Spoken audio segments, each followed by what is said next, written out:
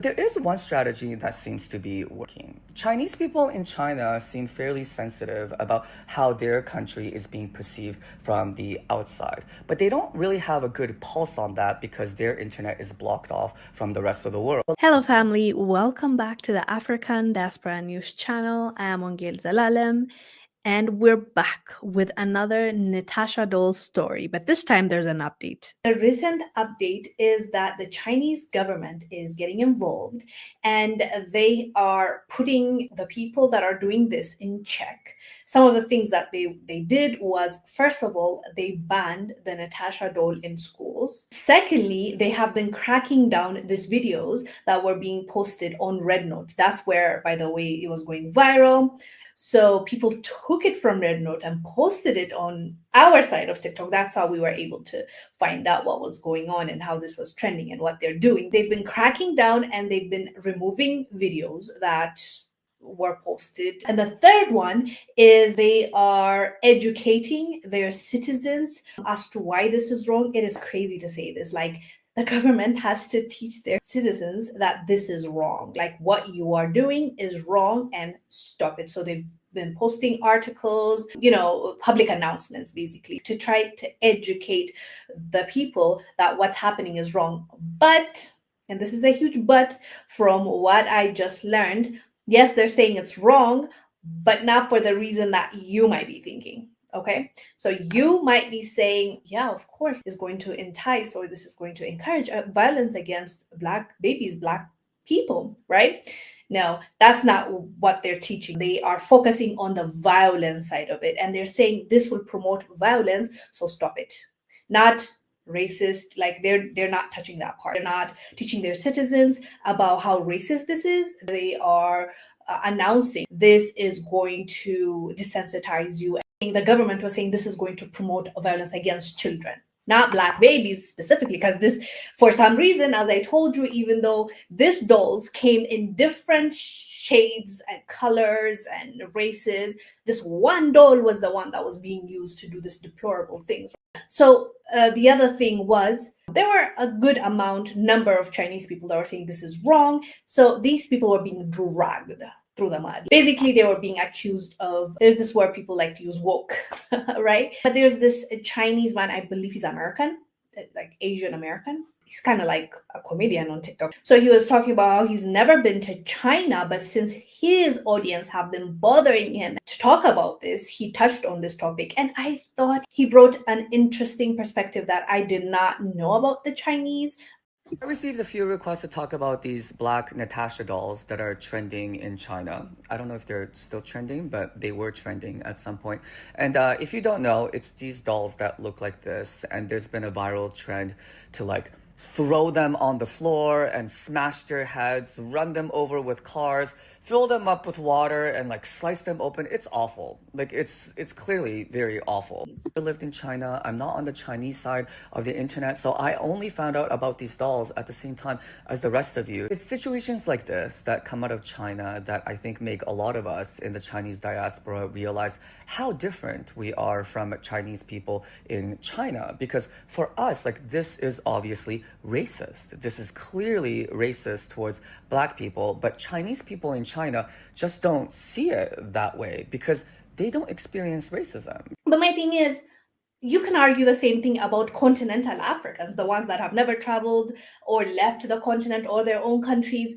And you can say that they have not faced that racism, the direct racism outside of like their governments being used, the colonization, and hearing from their grandfathers, great grandfathers, how they were colonized and how they were being treated directly. Right now, you don't face it. So I get the concept, but at the same time, I don't see Africans doing that with other people, with other folks. Like, you still have that comprehension level. I feel like most of us have that right from wrong. But a lot of the stories that we cover, and it comes from China, especially with those African or Black people in general traveling to these Asian countries, but specifically to China, you see how their interaction goes, especially because it's live stream and it's not cut. You get to see their interaction, and in that interaction, it's plain to see, it's clear to see how they are being perceived, how they are being treated. They're being questioned. Just recently, we're talking about how they couldn't believe that our blood is red, and they were asking how come it's like red. I'm like, but so you're telling me you don't think we're human beings? And it's so bizarre because they tell us Chinese people are one of the smartest people in the world. So it's like, which one is it? You know what I mean? Chinese people in China hold power, so they have no lived experience to draw any kind of parallels to, whereas for us, it's like, are you blind? I did go through several videos and read through the comment section. Natasha dolls were actually released a few years ago, and they weren't initially called Natasha dolls. They were called something else. I'm not sure what that was, but they were released in multiple colors, and kids were buying them at first to dress them up and put them on display and take care of them. The black dolls became somewhat popular because there aren't a lot of black dolls in China. And so ironically, initially, it was the racist Chinese people who wanted these dolls to be banned because they were worried that these dolls were going to make Chinese people more comfortable around black people. And then a content creator decides to put out a skit of how his mom constantly pushed him to have children, which is a very common situation in China, and to push back against the wishes of his mom, he hid one of these black Natasha dolls on a car seat, and then his mom saw it and got mad, probably especially because the baby is black, and then threw the doll, and then that video became viral. The videos became more and more absurd, of the mom getting so mad that she started boiling them or running over them with a car or throwing them in a garbage can, which I think is how the doll got its name, Natasha. Because these videos were so popular, it started a viral trend of all these copycats trying to do the most horrific things that they can to these Natasha dolls to get their own viral moment, and that's how we ended up to today. If you look at the most viewed videos on Rednote, it's about calling out this behavior as being quite problematic, but it's kind of strange because I think a lot of people still don't really see the racial element to it. They see it as being problematic because it encourages violence in young children, but they don't see how it also encourages racism against black people. There are Chinese people who are calling it out as racism because, like, why are you only doing it to the black dolls when there are all these other colors? And people are like, well, it's because the black dolls don't look like us, so we don't feel as bad doing it to them. So you see, so you do feel some type of way doing it to other dolls that look like you, your babies, but you don't have a problem doing that to these other dolls because they don't look like you. And that's directly like he's saying what they were saying. And yet you still claim that you don't see the racism aspect of it. And you still believe that we are complaining about nothing. And it's like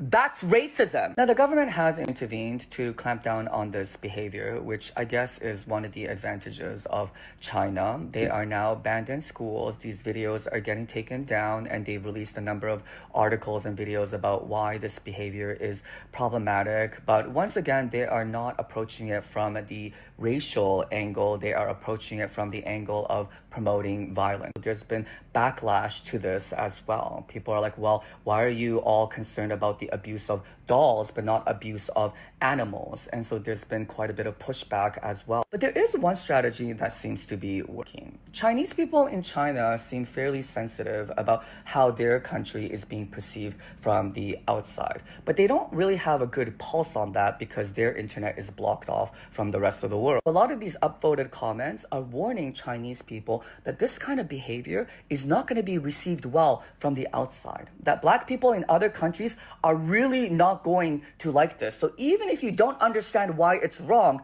you should stop. Although, in the same breath, he told us that after the government got involved, they were still pushing back and asking more questions. But the thing that really surprised me, as I said in the beginning of this video, is the fact that the Chinese people care deeply about how they are perceived outside of China and how we see them and how we view them. So I think it's good that they intervene, but I want to hear from you.